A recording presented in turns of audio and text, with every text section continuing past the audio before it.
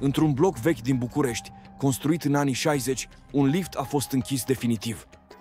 Nu pentru că era defect, ci pentru că oamenii refuzau să-l mai folosească. Se spune că noaptea, între orele 2 și 3, liftul pornește singur. Urcă până la etajul 3, apoi dispare de pe afișaj.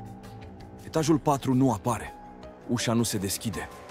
Liftul coboară singur după câteva minute, complet gol.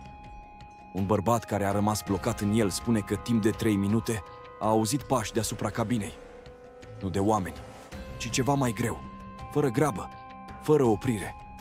Administratorul a vrut să-l repare.